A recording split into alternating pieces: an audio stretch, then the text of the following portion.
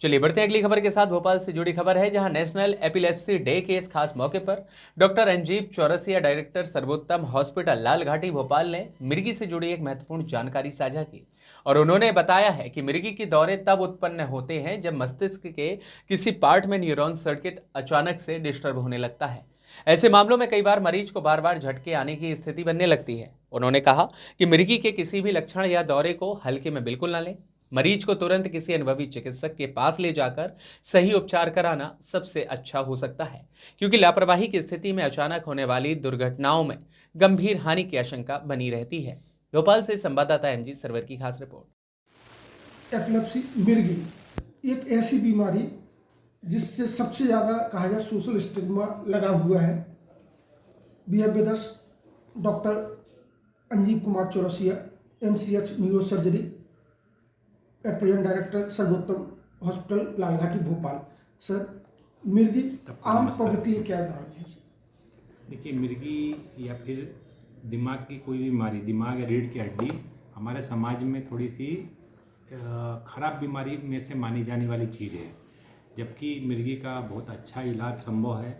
और बस ईमानदारी से दवाई खाना है, समय से उसकी बीमारी को पकड़ना है, उसका इलाज करना है। ये इलाज की बात है डॉक्टर साहब, ये इनिशियली अगर देखा जाए शुरुआती तौर पर किस तरह से लक्षण लोग में दिखते हैं? मिर्गी को बहुत पकड़ना बहुत आसान है। मरीज कुछ समय के लिए आउट ऑफ टच हो जाता है या थोड़ी देर तक वो समाज मतलब अपने वातावरण से विमुख हो जाता है, तो इसको ही मिर्गी कहते हैं। और वो थोड़ी देर बाद में, चाहे वो 1 मिनट हो, 2 मिनट हो या आधा घंटा हो, उसके बाद फिर से वो नॉर्मल हो जाता है। इसको हम मिर्गी कहते हैं। किस तरह के सिम्टम्स दिखते हैं मिर्गी में? कभी कभी मुंह टेढ़ा हो जाता है, मरीज एक तरफ देखने लगता है, कुछ देर के लिए बेहोश हो जाता है, एक तरफ के हाथ पैर चलने लगते हैं, कभी कभी पूरा शरीर भी चलने लगता है, दाग आ सकते हैं, दत्ती बन सकती है। ये सब में से कोई भी लक्षण हो तो वो अपन उसको मिर्गी के रूप में पहचान लेते हैं और फिर उसकी जांच कराते हैं। डॉक्टर साहब, जांच चूँकि आजकल जिस तरह से एडवांसमेंट आया है, मेडिकल फील्ड में काफ़ी एडवांसमेंट आया, तो जांच आपने कहा तो क्यों उसमें क्या क्या नया मेडिकल एडवांसमेंट आया है? उसमें CT है, MRI, इनमें भी एडवांस होता जा रहा है। धीरे धीरे करके इनकी क्वालिटी अच्छी होती जा रही है और जो पहले छोटी छोटी चीज़ नहीं पकड़ में आती थी वो अब पकड़ में आने लगी है। तो मेन तो CT स्कैन कराना चाहिए या MRI कराना चाहिए। बेहतर हुआ कि आपको कोई लक्षण है तो किसी को आप कंसल्ट करें। तो इसमें किस किस तरह का ट्रीटमेंट रहता है और क्या ये लंबा चलता है? ट्रीटमेंट डिपेंड करता है कि कितनी बार मिर्गी आ चुका है, कितने समय से उसको मिर्गी है। यदि मरीज को काफ़ी लंबे समय से मिर्गी है तो उसको फिर ट्रीटमेंट बहुत लंबा चलता है। चोट के बाद में आया है या कोई स्ट्रोक हुआ है उसके बाद आया है तो उसका फिर हम लोग 2-3 महीने में यदि मिर्गी नहीं आती है तो उसकी दवाई हम लोग बंद भी कर सकते हैं।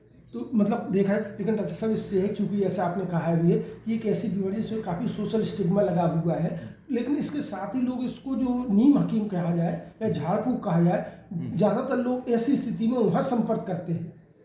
हमारा समाज ही हमारा अभी भी खराब है कि हम लोग अभी भी जो क्वालिफाइड डॉक्टर हैं वो गांव-गांव तक नहीं पहुंच पाए हैं। तो ज़्यादातर लोग तो शहर तक आ ही नहीं पाते हैं। तो आसपास में जो भी अवेलेबल रहते हैं, अब उनको अपन नीम हकीम बोलें या अल्टीमेटली तो पूरा गांव का इलाज उनके भरोसे आज भी है। तो पर अगर ऐसा लगता है कि उनको कुछ गंभीर बीमारी है, मिर्गी आ रहा है, तो एक बार तो शहर में आके पूरा इलाज कराएं।